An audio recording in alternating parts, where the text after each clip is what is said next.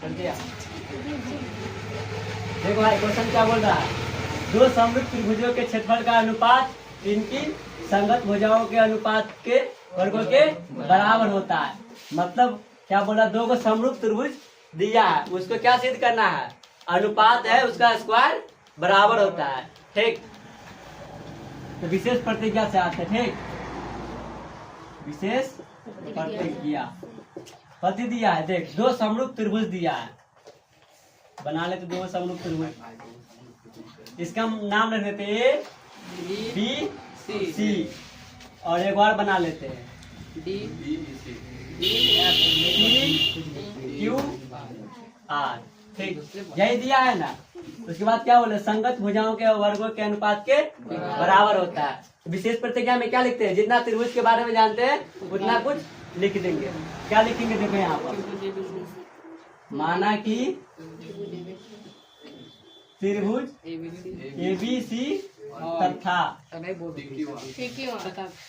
PQR, त्रिभुज PQR एक समरूप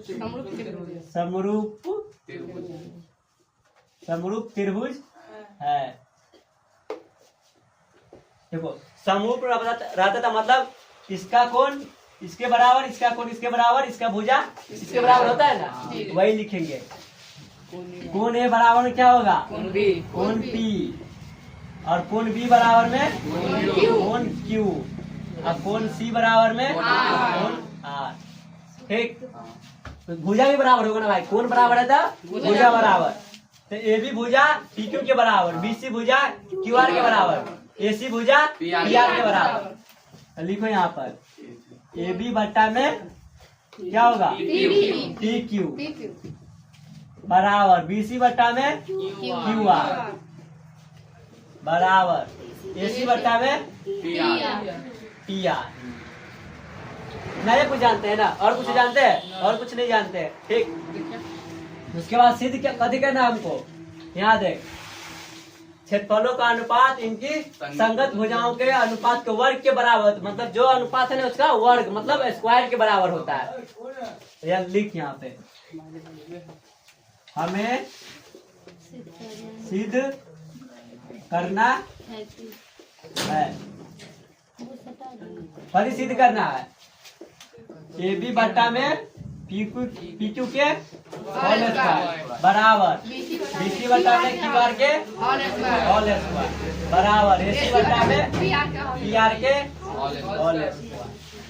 ठीक, यही सिद्ध करना है। उसके बाद क्या लिखते हैं, रचना। रचना तो करना पड़ेगा ना भाई, रचना करो। रचना, इस पे लम्ब डाल लेते। ठीक,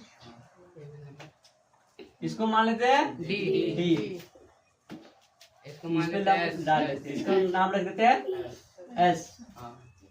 ठीक, कथी रचना किए है, रचना किए त्रिभुज ABC में कथी रचना किए, AD लंब BC पर,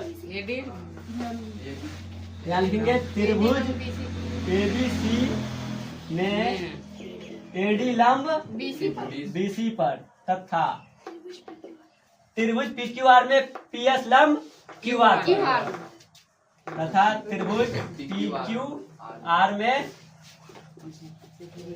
PS लंब किस पे, QR पर खींचा गया लंब। ठीक, कोई दिक्कत यहाँ था। उसके बाद क्या करते हैं, प्रमाण करो, प्रमाण। त्रिभुज का क्षेत्रफल क्या होता है, 1/2 आधार गुणे संगत ऊंचाई। लिखो यहाँ पर, त्रिभुज का क्षेत्रफल बराबर 1/2 आधार गुणे संगत ऊंचाई, संगत ऊंचाई। ठीक, कौन सा त्रिभुज लेंगे पहले, ABC। लो, एरिया ऑफ त्रिभुज, एरिया का मतलब क्षेत्रफल, एरिया ऑफ त्रिभुज कौन, ABC। 1/2 आधार कौन, BC। लंब क्या हो जाएगा इसमें, BC पे कौन लंब है, AD। इसको समीकरण 1 मान लेते हैं। आप कौन त्रिभुज लेंगे? त्रिभुज P Q R. Area of त्रिभुज पी क्यू आर बराबर 1/2 आधार क्यू आर गुने में सब क्या हो जाएगा? P S. पी समीकरण 1 को समीकरण 2 को भाग देते हैं। ठीक, तो समीकरण क्या था? समीकरण 1 को समीकरण 2 से भाग देने पर समीकरण 1 ये आया था। एरिया ऑफ त्रिभुज ABC बराबर में 1/2 गुने BC गुने में AD बट्टा एरिया ऑफ त्रिभुज PQR बराबर 1/2 गुने QR गुने में PS। यही आया था। आपसे आप साफ हो गया? बच गया क्या? एरिया ऑफ त्रिभुज ABC बट्टा में एरिया ऑफ त्रिभुज PQR बराबर BC गुने में AD बट्टा में QR गुने में PS। इसको मान लेते समीकरण 3। ठीक, कोई दिक्कत यहाँ तक? अब देखो BC बट्टा में QR है, यहाँ पर देखो BC बट्टे में QR, AD बट्टे PS क्या है? लंब है। मतलब AD बट्टे PS की जगह पे क्या है? एगो भुजा आ जाएगा। कौन? BC बट्टा में QR तो सीधे हो जाएगा। ठीक, इसी को आप अब देखो यहाँ पे अब त्रिभुज ABD तथा त्रिभुज PQRB। ठीक, ये देखो हाँ PQS, सॉरी यहाँ पे होगा PQS। ठीक, यहाँ पे कोण B बराबर में कोण Q है, यहाँ पे लिख दो कोण B बराबर में कोण Q। ठीक, यहाँ देखो कोण D बराबर में कोण S Q, क्योंकि दोनों है 90 डिग्री। यहाँ पर लिख देंगे कोण D बराबर में कोण S बराबर में 90 डिग्री समकोणिक से।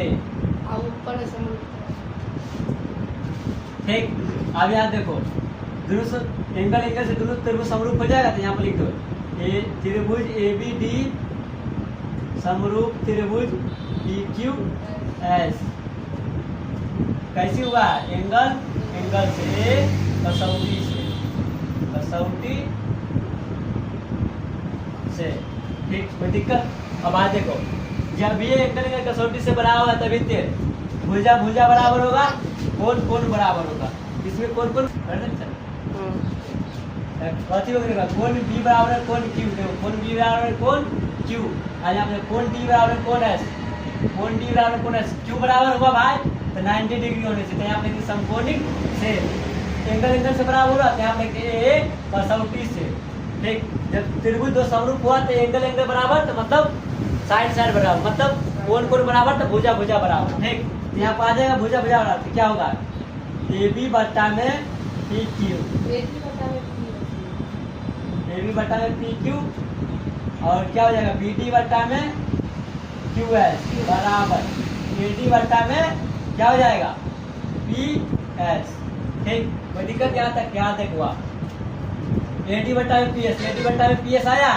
इसकी जगह पर हमको क्या चला है? AD बट्टा PS की जगह पर BC बट्टा में QR तो सीधे हो जाएगा। देखो कैसे आएगा भाई। त्रिभुज ABC सर्वांशक क्या है? त्रिभुज PQR। इसमें क्या था? देखो AB बट्टे में था PQ बराबर क्या था? BC बट्टे में QR बराबर क्या था? AC बट्टे में PR। यही था। यहाँ पर देखो आप AB बटे में PQ यहाँ पे भी है, AB बटे में PQ यहाँ पे भी है। अगर इसके बराबर हम BC बटे में QR लिख दे कोई दिक्कत नहीं होगा। तो यहाँ पर लिख दो BC बटे में QR बराबर AD बटे में PS। इसका कोई जरूरत नहीं है। ठीक, आप देखो AD बटे PS यहाँ है, AD बटे PS यहाँ है। इसकी जगह पर क्या रख देंगे? BC बटा में QR हो जाएगा ना। इसको मान लेते क्या? समीकरण 4। अब यही मान किसे रख देंगे समीकरण 3 में, यहाँ पर लिख दो। देखो क्या लिखेंगे, समीकरण 4 का मान समीकरण 3 में रखने पर, रखो समीकरण 4 का मान 3 में रखो। 3 क्या समीकरण, एरिया ऑफ त्रिभुज क्या है, ए बी सी बटे में एरिया ऑफ त्रिभुज पी क्यू आर बराबर क्या है, बी सी गुने बटा में क्या है, क्यू आर गुने, यहाँ देखो ए डी बटे में पी एस, ए डी बटे पी एस की जगह क्या रख सकते हैं, बी सी बटे में क्यू आर, यहाँ देखो बी सी बटे में क्यू आर। ठीक, क्या हो जाएगा, एरिया ऑफ त्रिभुज ए बी सी बटे में एरिया ऑफ त्रिभुज पी क्यू आर बराबर बी सी स्क्वायर गुने क्यू आर स्क्वायर, इसको ऐसे लिख सकते हैं, बी सी बटे में क्यू आर का होल स्क्वायर। ठीक, देखो एगो भुजा बराबर आ गया, तीनों भुजा ऑटोमेटिक बराबर आ जाएगा। ठीक, क्योंकि त्रिभुज क्या है, समरूप है, यहाँ पर लिख देंगे हम जानते हैं कि, कथी जानता है, हम ये जानते हैं, देखो त्रिभुज ए बी सी समरूप त्रिभुज पी क्यू आर है, इसलिए एरिया ऑफ त्रिभुज को ए बी सी बटा में एरिया ऑफ त्रिभुज पी क्यू आर बराबर क्या हो जाएगा, ए बी बटे में पी क्यू का होल स्क्वायर बराबर बी सी बटे में क्यू आर का होल स्क्वायर बराबर क्या हो जाएगा, बराबर हो जाएगा ए सी बटे में पी आर का होल स्क्वायर। प्रूफ यही था।